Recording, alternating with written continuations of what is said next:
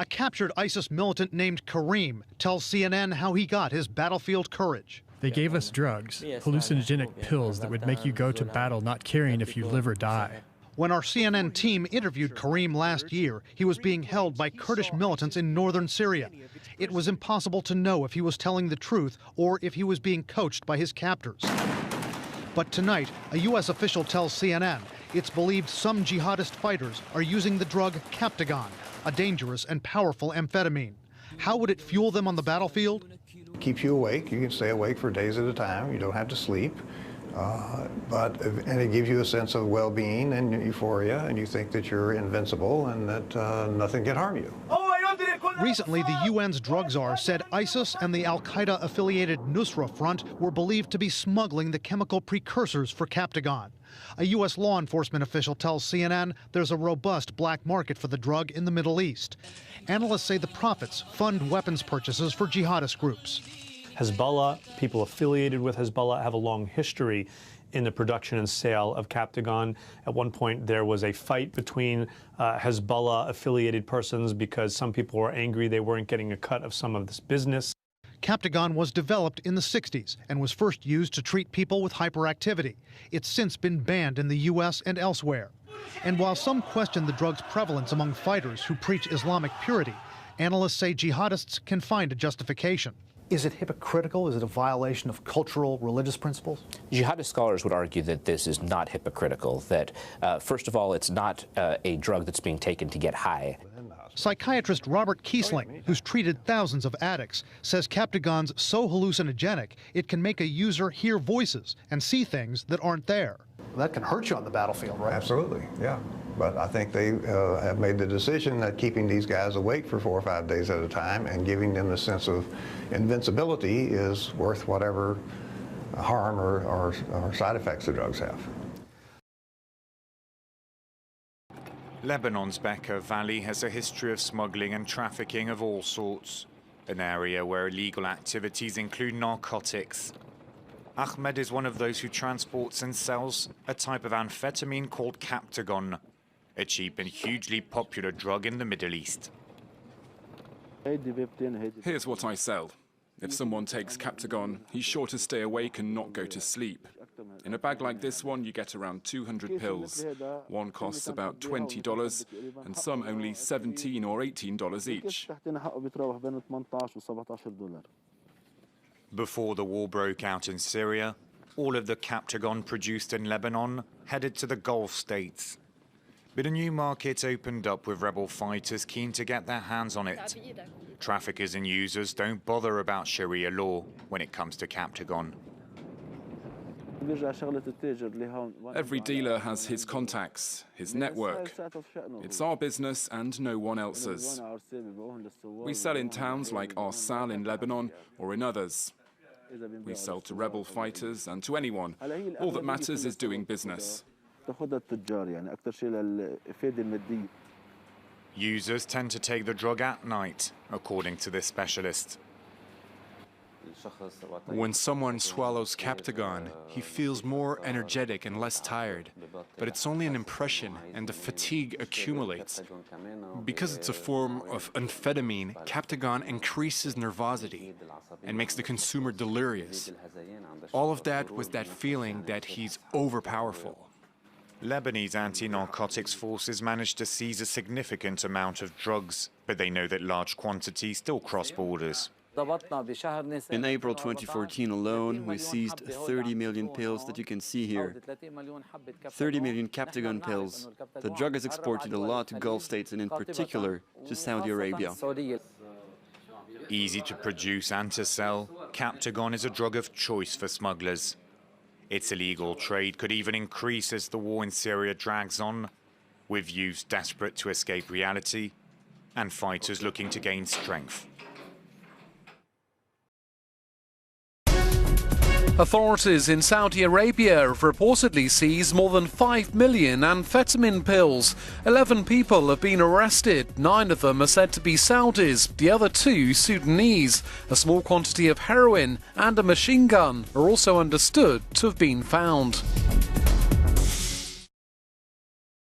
On Monday in Lebanon, authorities found 40 suitcases of cocaine and amphetamines on a plane bound for Saudi Arabia in what's reportedly the largest drug smuggling operation ever foiled through Beirut International Airport security. The thing is, one of the 5 men arrested was the Saudi Prince Abdul Mohsen bin Walid Abdul Aziz. Did I say that right?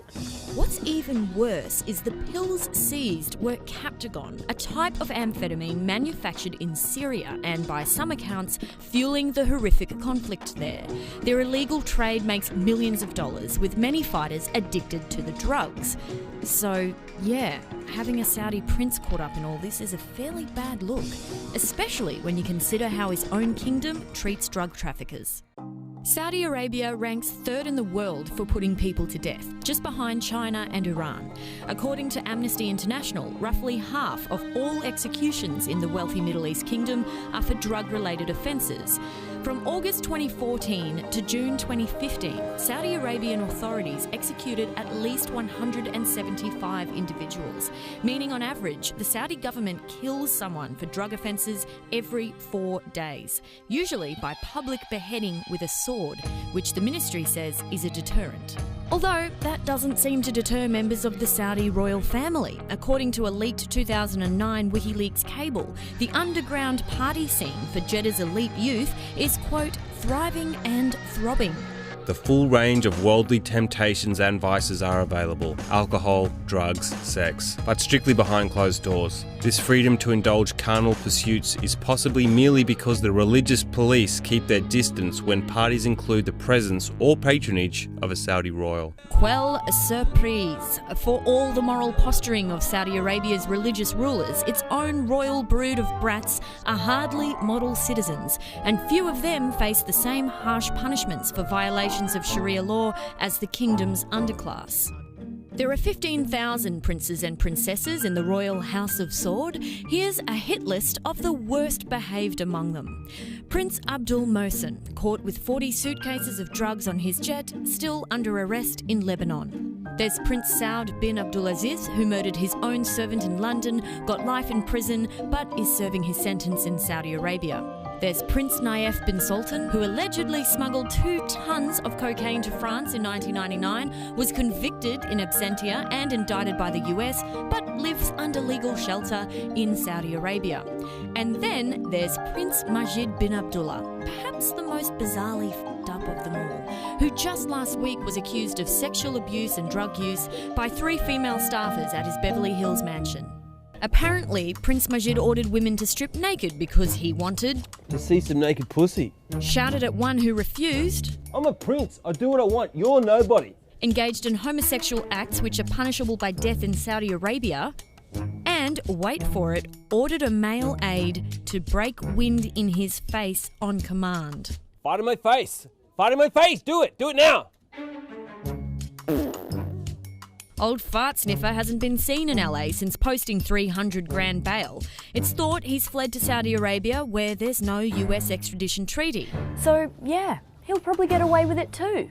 But hey, let's not be too harsh on the Saudis. After all, they're our close allies, and they must be doing something right. The UN recently appointed a Saudi to chair a panel on its Human Rights Council. Look, maybe he's there for his expertise in human rights breaches. Or maybe he's there because the West is a pack of sycophantic hypocrites completely dependent on Saudi oil and money.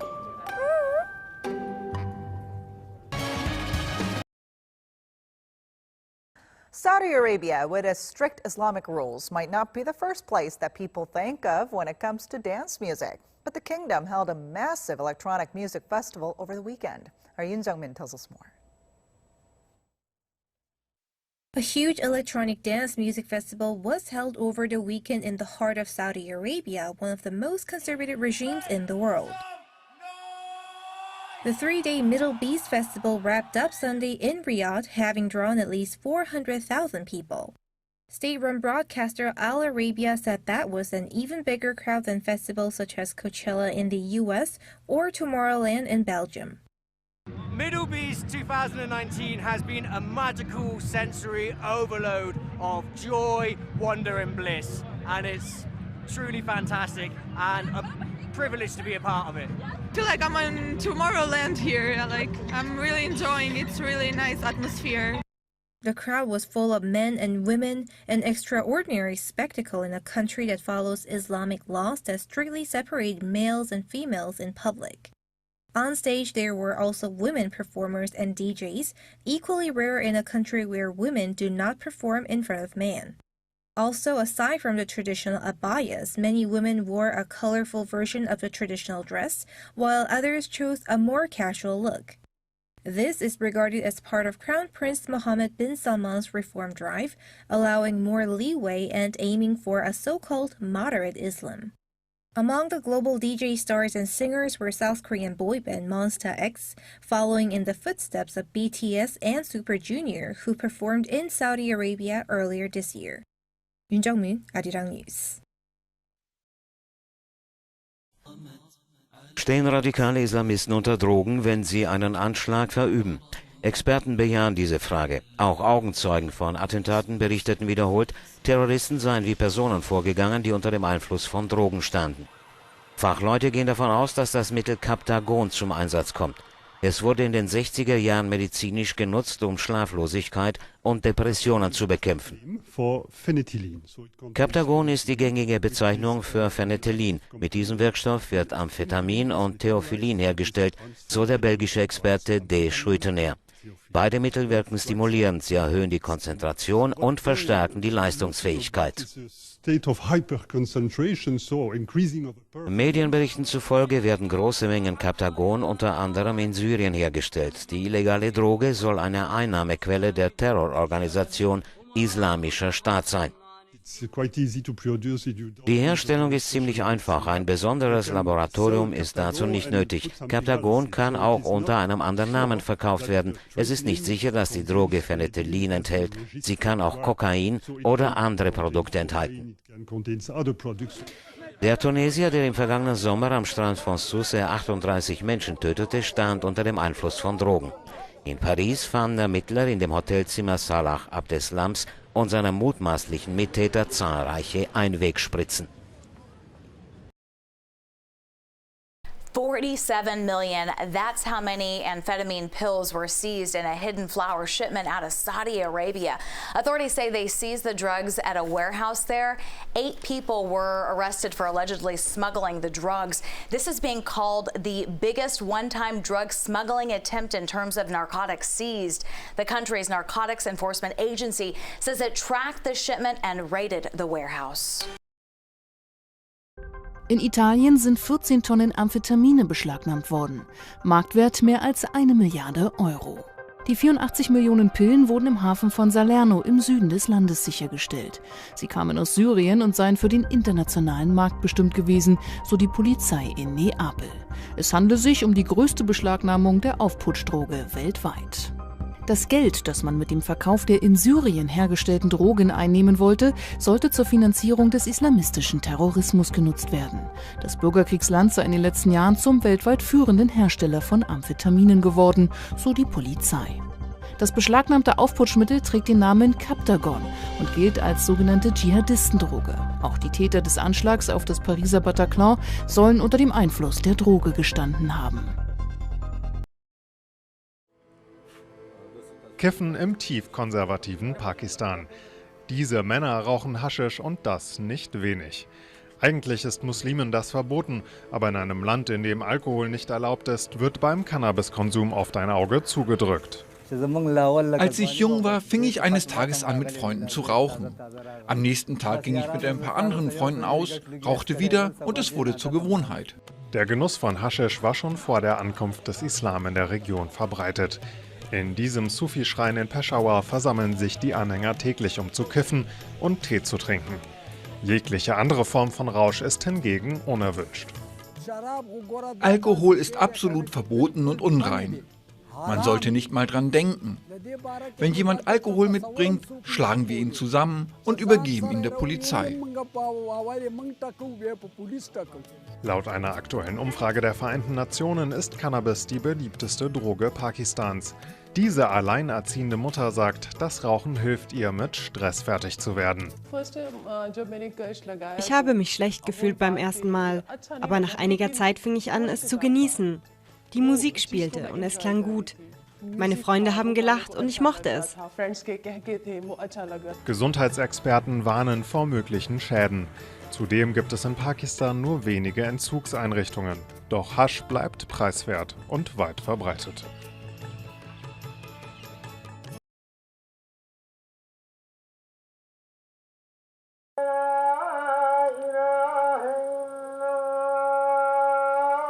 The call to prayer echoes off the mountains. A lazy afternoon stir in the quaint village of Lazarath, southern Albania. A place built into rock in splendid isolation. The locals farming stock, tough, suspicious. How is the old marijuana business going? Marijuana? Yeah? No. So how was it that this place became the biggest producer of illegal marijuana in Europe? And why did it culminate in this? A 3-day gun battle a few weeks ago. To get to Lazarath, you drive 3 hours south from the capital, Tirana. Stop. We arrived in the evening, unannounced. It felt like a border crossing, a state within a state. So that was the second police checkpoint we've come across on the way to this quaint Albanian mountainous village. Police really tooled up. They're obviously special forces. Long before the fall of communism, this village was abandoned by the politicians. No running water, no roads, no law.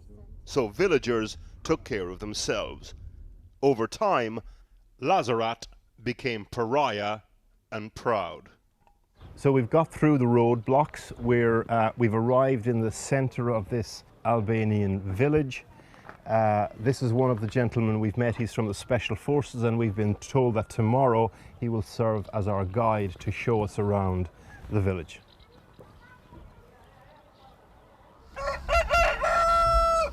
The following morning, without the balaclava, and on condition we wouldn't use his name, the tour. Si mund të shikosh aty toka është e keqe këtu dhe e mbjellin nëpër gropa, nëpër fuqia, përdorin goma makine. Si mund ta shikosh edhe këtu për shembull, fuqia, gropa makine. Ose përdorin Are all these holes in the ground, Yeah. where you dug up marijuana plants? Po, këtu. So we've got like potatoes, marijuana, potatoes, in just this garden here. Yes. In the 90s, a group of locals returned from a stint working with criminal gangs in Italy. They brought back marijuana seeds and started growing on their family plots. The returns, well, beat potatoes. This is marijuana. So soon everyone in the village wanted in. I want to talk to this lady here, this older lady. Did you used to grow marijuana here in your garden? No? So can you ask her, those big holes that are in her garden where the police came and dug out the plants, what are they? Çfarë janë ato të punuarat e tokës që keni këtu? Punuarat të kryen patatet. Janë për Potatoes. Kryen patatet. I see. God, there were big potatoes. Jekni të jeni mirë. Mos e ka pasur. Jekni të çishtë ta.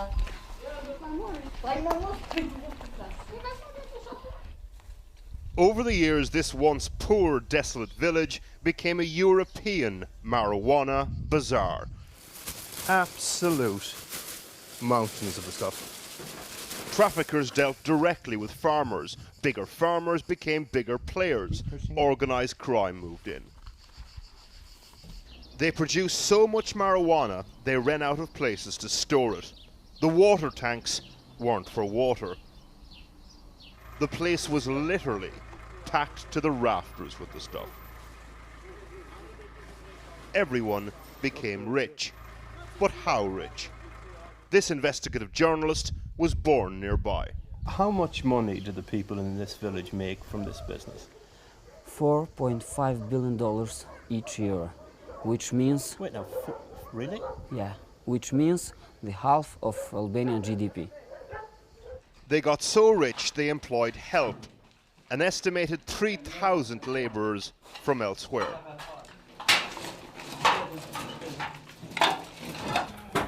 Do you want to give me the torch? Houses were adapted, networks of storage bunkers under family homes. Oh my God. So this is the stuff that would have ended up in London, Manchester, and all over Europe. Are these all sniper bullets? Lazarat had become Albania's Wild West. Then a new government decided to tame Marijuanaville. The old chief of police was replaced by this man, Haki Katso. Këtu kemi dislokuar me helikopter forca speciale me sniper pasi. And on the 16th of June this year, the showdown. He sent a small army of police up over the mountains.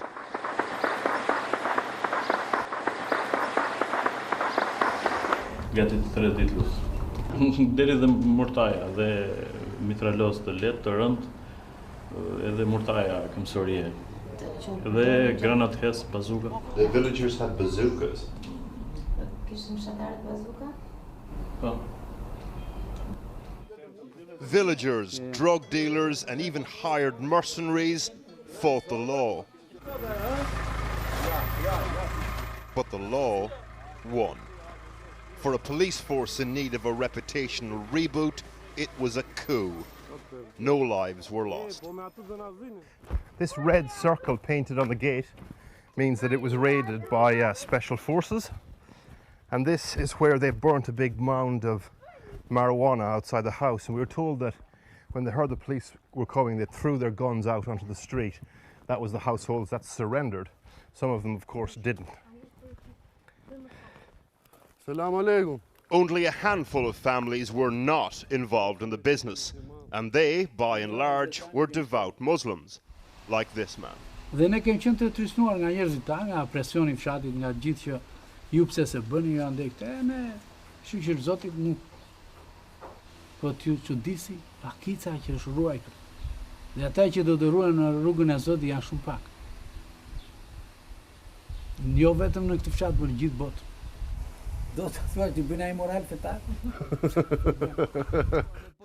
There were over 50 arrests. 500 weapons were seized. But why did the Albanian government intervene now, after so long? A clue: the EU. I think this was the moment to show that you must do something. You must cut off this village, and then you can have steps for becoming members. Exactly a week after the Battle of Lazarat, the European Union agreed to grant Albania candidate for membership status. Who's this lady here? Towards the end of the tour, we met this woman. According to her, politicians left Lazarat well enough alone for decades because they were doing pretty well out of it themselves. Ekonomia e fshatit vetja hodhi që shumë mirë bëri, nuk themi gjë. Është shtet ajo është qeveri. Shumë mirë bëri. There's actually no culture of smoking marijuana here, so she invited us home for goat's cheese and raki. We whiled away an afternoon talking about survival, politics, and the new Albania.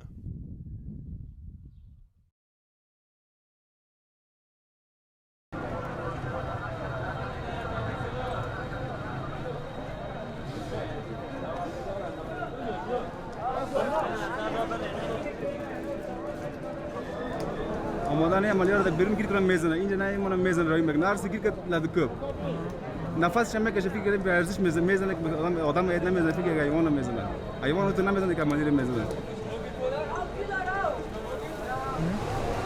diga yeni bir adam dinleşe jur tayar bu همینجا بدر خیلی اندیوالایش کسی که چای خورده نان خورده اشته بود یک وقتی بدر همین طالبان آمد ایره بدر لطکوب کرد در حالت لطکوب بدر صبح که خبر شدیم که آدم جان داد.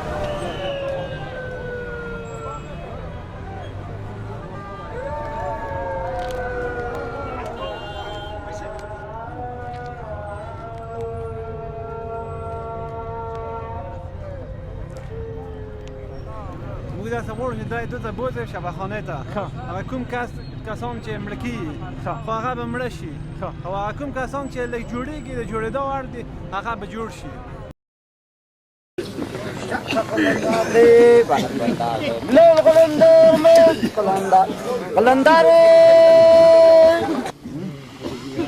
بزرگترین چلم چرس.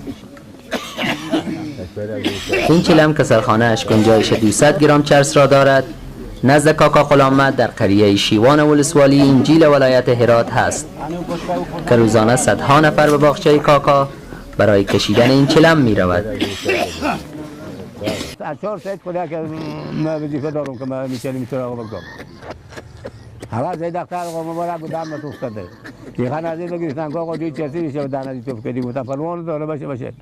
هزار اولاد یکی باشه با خوبه. گفتم این مغز سر از خراب میکنه، گفتم هیچ کار نمیکنه، هم دو از بمونه. این چلم را کاکا از چندین سال به این طرف دارد که با فرمایش او توسط حاجی عبدالرحمن کلال از خاک ساخته شده است. اشخاصی که در این مکان روزانه چندین چلم و سیگاری را سر می کنند، آنانی که توانگرند با خود چرس آورده و با دیگران یک جای دود می کنند و اگر چرس نداشته باشند کاکا برایشان سرخانه چلم را پر می کند. سال 5 من 6 من 10 من چرس هرچی برده که انسان را گوش نمی کند و چرس دو نوع است. چرس روغنی لاکرز، چرس هرات است. For the 400 border guards on duty here, it's a tough ask. This 54-kilometer stretch of the Naf River is one of the busiest smuggling zones in the world. A suspect. The guards insist they can smell the methamphetamine on him. They search his boat for evidence and take him in for questioning. It's not possible for us to guard every inch of this border, every single second. The smugglers have people on both shores, keeping an eye out for our patrols, and they're always communicating by mobile phone. Most traffickers here look like regular fishermen. This one, who spoke to us on condition of anonymity, is out on the water even as the storm approaches. The lure of meth money is too strong. We're just a middleman, really. They pay us around $250 to $300 to carry 100,000 pills across the border. As the government focuses its attention on catching the traffickers, the amount of pills being confiscated is rising fast. Rehab centers say that while most of their clients have traditionally been heroin addicts, now about 60 to 70% are trying to wean themselves off yaba. We met one former user, a member of the Bangladeshi upper class, who also spoke on condition of anonymity. Everyone in Dhaka is doing yaba. You'd be surprised to learn the names of some of the people who do it. There's a good chance someone in this building is taking the drug right now, and in the next building, and in the next one. It's a problem that shows no signs of slowing down. And as yaba use spreads from the cities to the villages, it's leaving in its wake a generation of young people who are struggling to salvage their lives.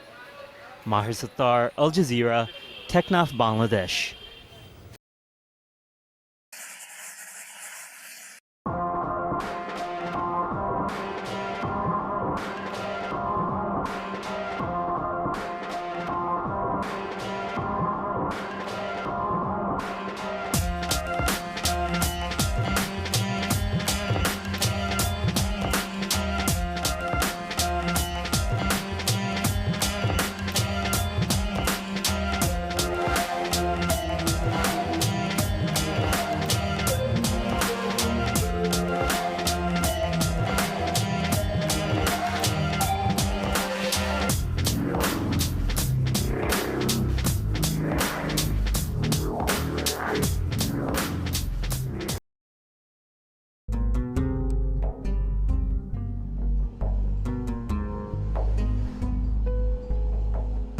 arrived in Yemen, I was surprised.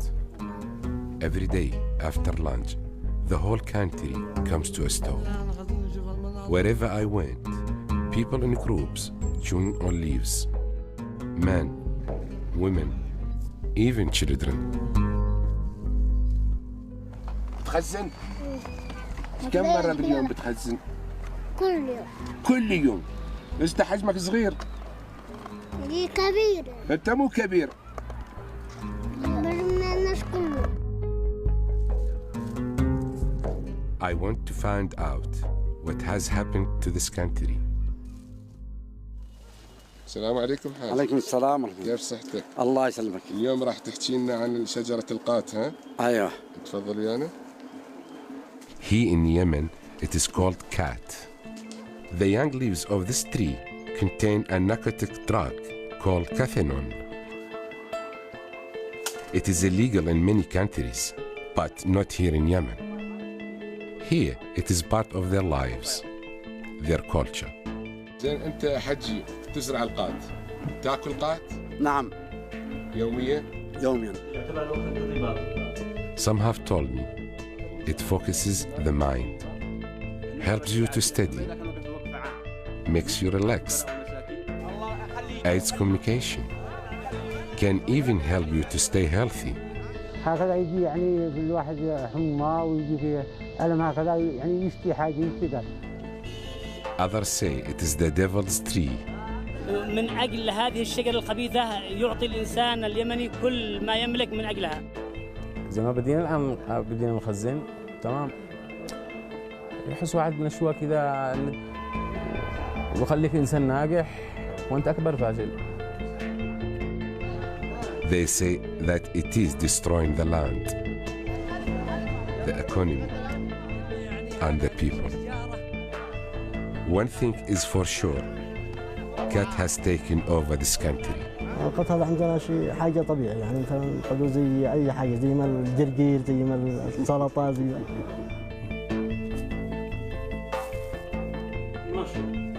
Cat features in every social event, from meetings of the government to this young man's wedding.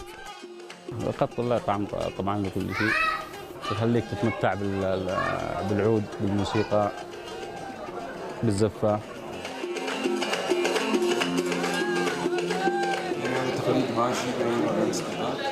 ضروري العوز بالقط. تمام. This is a typical wedding in Yemen. All the time chewing on the leaf of the cat tree. أنا بالنسبة لي مش هحضر عرس بدون قط خالص. أبداً.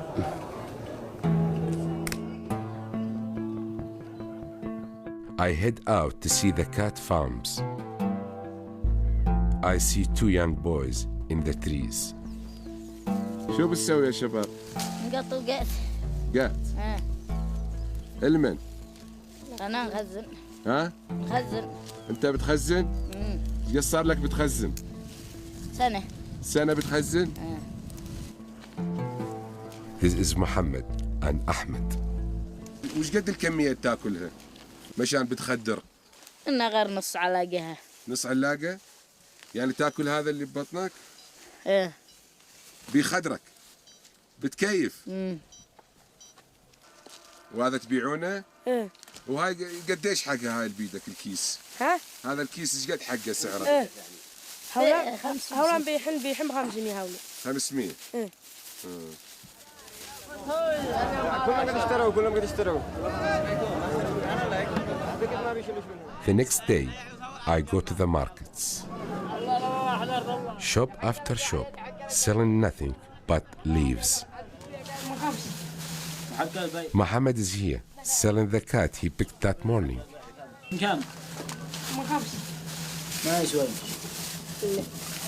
150. ما لا. هتبيع من 150؟ ما أجي. هتبيع ب 400؟ ب 400. ها؟ من 400 اشترينا خلاص. As we can say, in every area here in Old Sana or in all cities, we have a market for cat. I meet a man who has come to buy some leaves. he wants to show me around. We can say, we can attend one of these. So, for example, have a kilo, كم نص الكيلو؟ تكون حقه 2,000 riyal, okay? So have a kilo of gat cost 2,000 riyal. So this is another kind of selling for gat. At the bottom end of the market are the street sellers. As you can see here, those are young people.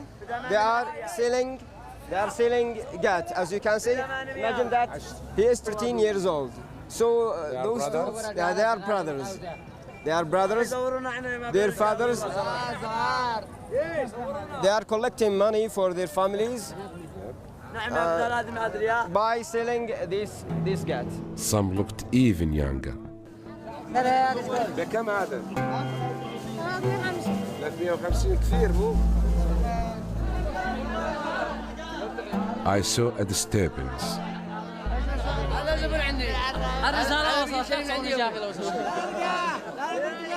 A small group of men and women with a banner were being jeered by the crowd.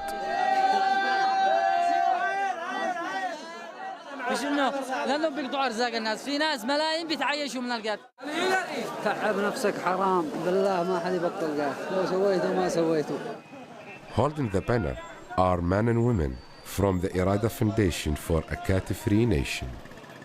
اليوم خططنا للنزول الميداني لأحد أسواق القات لتوعيتهم بكيف إمكانية تصريف الأموال التي يصرفوها على القات. دخلنا إلى سوق القات وتم طردنا من سوق القات بطريقة ما هو بنظر الحل، نحن نبغى توعية، التوعية يبغى لها قبل 30 سنة، ما هو اليوم جاي نتوعي بعد. وين جاي اليوم توعي؟ ايوه تفاح ورمان وموز. نحن مع اسمع، نحن مع الوطن بلاقات وكلنا ودنا بذا الكلام، لكن يا اخي خلاص الشعب كله يخزن. من اللي ما يخزن؟ جيب لي واحد وخمسة. I was beginning to think this man may be right. فالله يصلح الحال، اول شيء بتروح اشجاره بيبطل الشعب، اما لقيتها كذا والله ما حد يبطل. But I was interested in what the people from the foundation hope to achieve. They sent me to a football match. This competition is sponsored by the foundation. القات هو موجود في المجتمع اليمني منذ سنين، منذ مئات السنين، لكن في الآونة الأخيرة أصبح القات يكتسح مساحات شاسعة من الأراضي الزراعية التي كانت غنية أو تزرع بالبن وتزرع باللوز وتزرع بالخضروات والفواكه. كان مستوى I meet with the Kaisal Yusuf. He's the media officer for the Foundation for a Cat-Free Nation. كان مستوى الإنتاج المحلي الإنتاج المحلي كان يصل إلى 95%. هذا في السبعينيات ومنتصف الثمانينات. في بداية القرن ال21 أصبح الاستيراد من المواد الغذائية يصل إلى 92%. الناتج المحلي وصل إلى 8% فقط. أنا تعمدت أن أبدأ برقمين. The foundation is running awareness campaigns across the country. They take me to a school. Trying to get his message across to the girls is Mr. Nasser Al-Shamma from the foundation. القات في اليمن في وقتنا الحالي أصبح معيق حقيقي للتنمية، أصبح يهدد مستقبلنا جميعا، مستقبلكم يا طالبات ومستقبل أيضا أبنائنا الطلاب، مستقبل البلد بشكل عام. دخلوا كله يذهب للقات يخزن. A young girl tells me how she used to chew cat. تجربتي على القات إني كنت أخزن، وأبي كان يخزن، وأمي كانت تخزن. بعدها كان أبي يذهب إلى مجالس القات، وأمي كمان كنت تذهب إلى مجالس القات، وأنا كنت أذهب. زين كيف توفقين بين دراستك كنتي وبين أكل القات؟ دراستي كنت أذاكر لها بالقات، لأن كنت أذاكر وأنا مخزنة، وارجع لما أثب لها وأحس نفسي ما ذاكرت ولا حاجة، ضايعة. لا يزال تأخذين القات أو قطعت؟ لا خلاص، ذحين مستواي الحمد لله بلاقات الحمد لله. ولا يزال ماما وبابا بيخزنون؟ لا أبي مات وصاني إلا ولا خزنش لأنه مات. مات. أيوة. وأمي هلا دحين ما بتخزنش. خلاص أيوة. ما شاء الله. شكرا. عفوا. By targeting the young people, the foundation hopes that change will come with a new generation. But CAT has taken over this country. Actually, we appreciate the role of all these NGOs, societies, which started in the last 5-6 years to tackle and help the government to solve this problem. But still, until now, it considered as good effort, but small effort, as the GAT in Yemen is a very big problem. Not only at Sanaa's University, the head of the medical faculty, Professor Hasni Al-Jawshai, believes it is time for the Yemen government to stop treating cats as just a harmless habit. If the Yemeni government recognize this problem as narcotics, as a drug, I think we can start to solve this problem. But until now, Professor Al-Jawshai knows that the effects of cats on both the mind and the body can be devastating. Starting from insomnia, difficulty in sleep, irritability, up to psychosis, severe psychosis, and we saw some cases of schizophrenia also in people chewing gat. They found the increase of incidence of cancer in people chewing gat.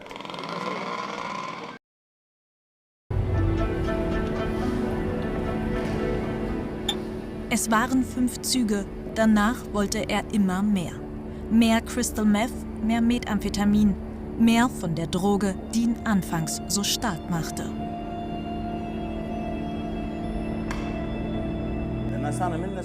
Wenn ich darüber spreche, dann ekel ich mich selbst vor mir. Das ist eine Welt, die ganz anders ist als deine. Wir nennen den Mann Samen. Vor wenigen Jahren noch war er Personenschützer in Bagdad. Jetzt macht er sein Geld mit Crystal. Sagen wir, ich habe 50 Gramm. Auf der Straße verkaufe ich aber nur 30. Der Rest ist für mich. Die Hälfte von jedem Gramm stecke ich mir ein. Schau, ich habe da so eine spezielle Technik. Ich roll das so, da ist nur ein halbes Gramm drin, aber auf der Straße sieht es aus wie ein ganzes. Natürlich beschweren sich meine Kunden später. Aber da scheiße ich drauf, so ist nun mal das Geschäft. Die sind krank, die brauchen den Zug und wenn sie ihn haben, ist alles vergessen. Und am nächsten Tag kommen die doch eh zurück, weil sie mich brauchen. Und seine Kunden werden immer mehr. Unterwegs in einem Armenviertel in Bagdad im Irak. Wir müssen aus dem Auto filmen, um unsere Sicherheit nicht zu gefährden. Hier lebt eine Jugend ohne Perspektive. Erst der Krieg, nun Wirtschaftskrise und Inflation. Auf der Suche, dem Alltag zu entfliehen, sollen, so schätzen Experten, 40% der Bevölkerung Drogen konsumieren. Besonders verbreitet Crystal Meth. Die Drogen sind heute gefährlicher als der Terrorismus und der IS. Denn den IS kann man sehen und bekämpfen. Aber die Drogen sind plötzlich da, völlig unsichtbar. Drogenfahnder Soppi zeigt uns Videos. Razzien der Drogeneinheit des Innenministeriums. 16.800 Festnahmen habe es allein letztes Jahr gegeben. Wovon bist du abhängig? Crystal. Seit wann? 5 Jahre. Wie hat es angefangen? Durch meinen Mann. Nimmst du es noch? Ja, erst war es 1 Gramm, jetzt sind es 2 oder mehr. Esra ist 25. Ihr Mann wurde vor 3 Tagen verhaftet. Er ist ein Dealer. Weil die junge Frau nicht wusste, wie an neuen Stoff kommen, entscheidet sie sich zum Entzug und riskiert damit einiges. Es ist wirklich nicht erlaubt in unserer Gesellschaft, dass eine Frau Crystal nimmt. Es ist nicht erlaubt. Aber es ist sehr verbreitet, so wie die Korruption. Crystal ist überall. Doch das wolle sie nun hinter sich lassen, denn mit dem Crystal kam auch die Gewalt in ihre Ehe, erzählt Esra. Es gab viele, viele Male, wo mein ganzer Körper geschwollen war. weil er nach 2, 3 Tagen auf Drogen aggressiv wurde.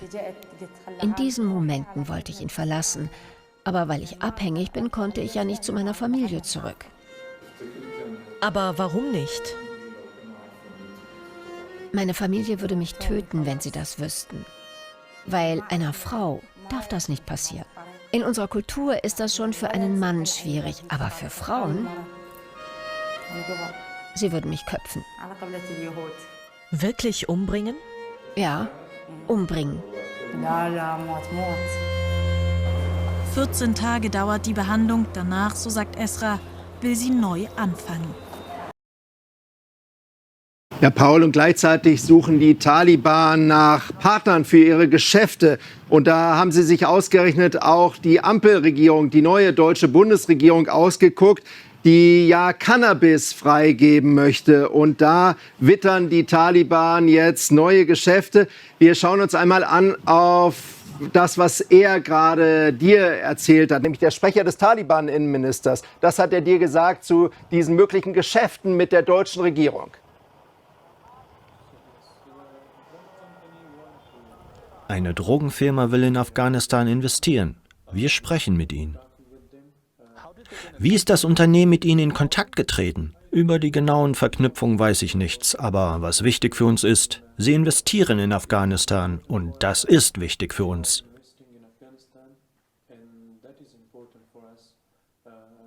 Dass weltweit Länder in Afghanistan investieren, ist wichtig, um afghanischen Menschen zu helfen, Jobs hier zu finden.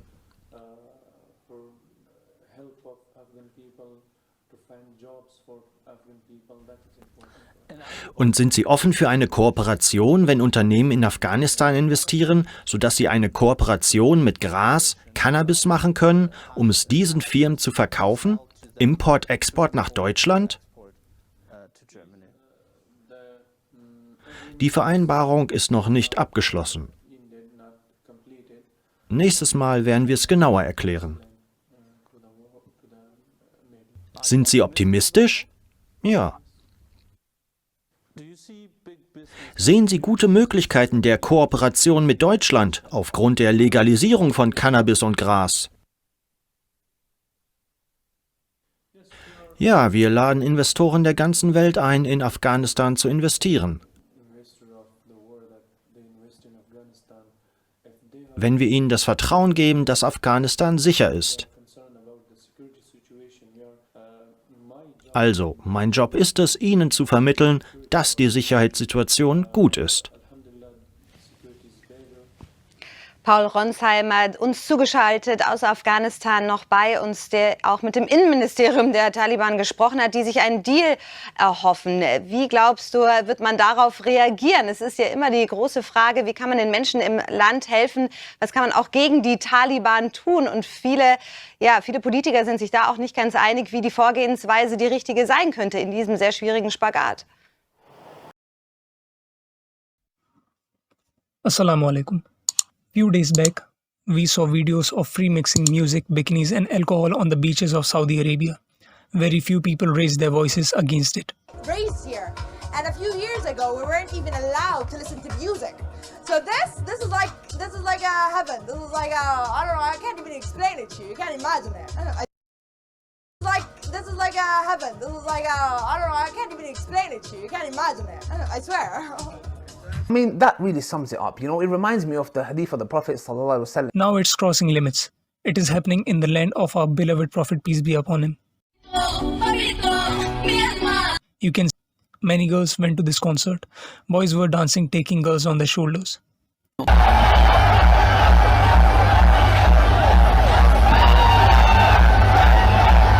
There was no veil as MBS made it non-obligatory.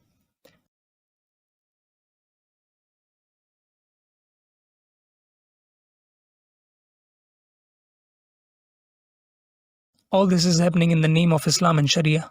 Let's see reaction of a Muslim YouTuber, him after seeing their destruction.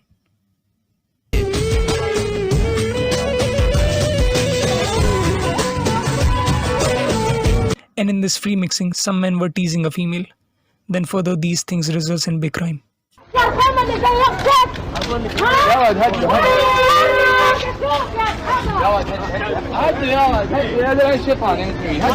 And this woman was trying to act like she really wanna go Jannah, but do haram as well.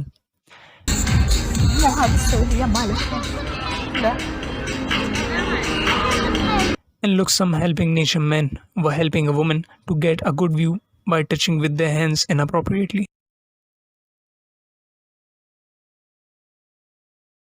All these things are the signs of the last hour, and one of them is this.